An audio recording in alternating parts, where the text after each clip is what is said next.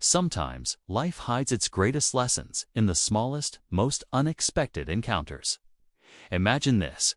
You're rushing through your own storm, carrying the weight of your private battles, when a stranger suddenly crosses your path. You don't know their name, you don't know their story, and yet somehow, in that fleeting moment, the choice you make toward them ends up shaping your entire life.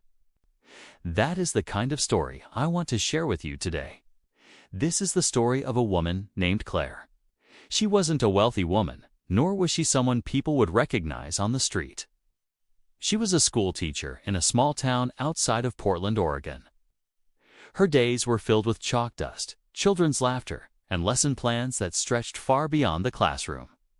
Claire was someone who gave more than she ever received, and though her friends admired her selflessness, they often wondered why she never seemed to take time for herself. You see, Claire carried within her a quiet ache. Her life hadn't been easy. Years earlier, she had lost her husband to an accident that no one saw coming. Since then, it had just been her and her teenage daughter Emily trying to navigate life's rough waters together. Claire worked long hours, budgeting every dollar, and though her heart was rich in love, her wallet was always thin. And yet, even in those circumstances, she held on to one belief: that kindness, no matter how small, mattered. It was on a cold November evening when Claire's story took a turn. She had stayed late at school, grading papers under the dim yellow light of her desk lamp. By the time she left, the parking lot was nearly empty, the wind sharp against her cheeks. She pulled her scarf tighter around her neck and hurried toward her car. As she walked, she noticed someone sitting on the curb near the bus stop. At first, she thought it was just another commuter waiting for the last bus. But as she came closer, she realized the man wasn't waiting for anything. His clothes were worn, his shoes barely holding together, and his hands were trembling as he tried to warm them with his breath. His face carried exhaustion years of it tanned.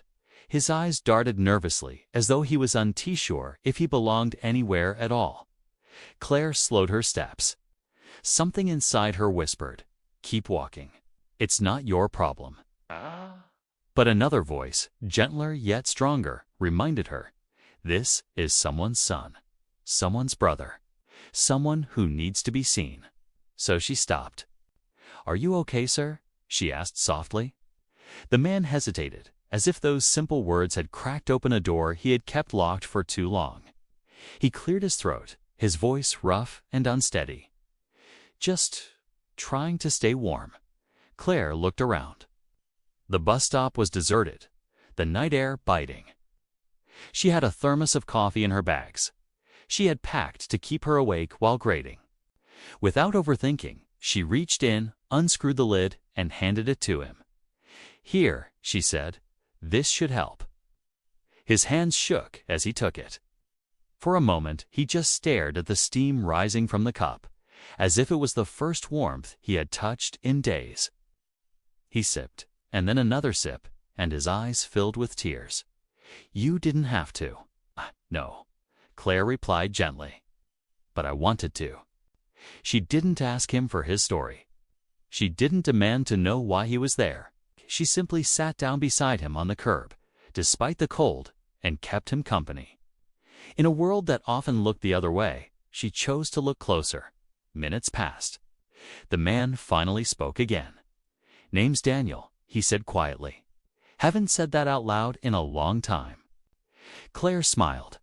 "Well, Daniel, it's nice to meet you."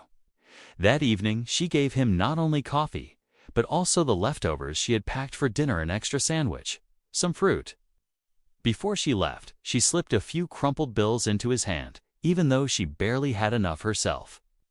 "Find somewhere warm tonight," she urged. Daniel looked at her as though she had just reminded him of something he had long forgotten: that human kindness still existed. "Why?" he asked in disbelief. "Why are you helping me?" Claire's eyes softened. "Because once, someone helped me when I didn't deserve it, and I never forgot." With that, she stood, gave him a final smile, and walked away. She didn't expect to see him again. To her, it was just another moment where she tried to live out her belief that kindness mattered. But what she didn't know was that this encounter would return to her life in a way she could never have imagined.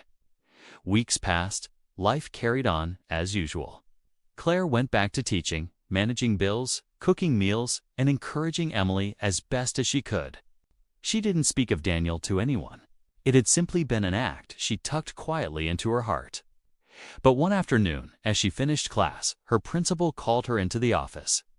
"Claire," he said, "there's someone here asking for you." Confused, she walked down the hall and into the small waiting room. There, standing in clean clothes and looking almost unrecognizable, was Daniel. His hair was trimmed, his face freshly washed. And though he still looked tired, there was a spark in his eyes that hadn't been there before. "Daniel," Claire whispered, almost doubting her own eyes. He nodded, smiling faintly. "I told myself if I ever got the chance, I'd come back to thank you." Claire blinked, overwhelmed. "But how? You look so different." Daniel took a deep breath. "The night you gave me that coffee, I was ready to give up. I had nothing left. No one had spoken to me with kindness in months. You didn't just give me food or money, you gave me a reason to try one more time." He explained how, after that night, he found the courage to walk into a shelter. From there, he was connected with a program that helped him find temporary work. Slowly, step by step, he began to rebuild. And though the road was still long, he was no longer lost. Claire listened, tears filling her eyes. She had never realized the depth of her small gesture. But then Daniel leaned closer, his voice trembling. "There's something you don't know. I wasn't just some man on the street. Years ago, I was someone else entirely. I owned a business. I had employees. I had a family. But when life hit me harder than I could handle, I lost it all. Shame kept me away from everyone who once knew me. I thought I was beyond saving." He paused, his voice thick with emotion. "You reminded me I wasn't." For a moment, the room was silent, except for the sound of their breathing. Then Daniel reached into his pocket and pulled out an envelope. "I don't have much yet, but I want you to have this. Think of it as the beginning of something I owe you." Claire opened the envelope and found a check. It wasn't enormous, but it was more than she expected. Her instinct was to refuse. "Daniel, I can't accept this," but he shook his head firmly. "You can, because what you gave me is worth far more. This isn't charity, it's gratitude." That day marked the beginning of an unexpected friendship. Daniel continued to work, to heal, and to rebuild his life. And in small but meaningful ways, he found ways to help Claire and Emily to fixing things around their home, tutoring Emily in math, even bringing groceries when he could. It was as though kindness had created a circle, one that kept expanding. Yet the most powerful part of this story isn't the check or even Daniel's transformation. It's the truth he left Claire with, a truth that would forever echo in her heart. You never know how far a small act of kindness can travel. You never know when the person you help today might be the one who changes everything tomorrow. The turning point of Claire's life was not the day she lost her husband, nor the countless struggles she endured alone. The true turning point was the evening she chose to stop for a stranger when she could have easily walked away.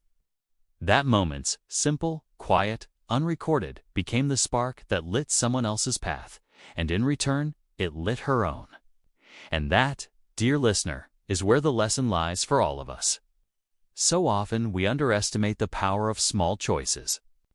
We think we need money, influence, or grand gestures to make a difference. But sometimes, the greatest change begins with nothing more than a warm drink, a kind word, or the willingness to sit beside someone who feels invisible. Claire's story reminds us that the seeds of kindness we plant in passing can grow into forests we may never fully see. And sometimes those seeds circle back to us in ways we never imagined. So I ask you, what stranger might cross your path today? What opportunity to extend kindness might be waiting right in front of you? Don't underestimate the impact of what you can give. Because one day, Just like Claire, you may find that the stranger you helped returns with an unbelievable truth that your kindness saved a life, and in doing so, it changed your own.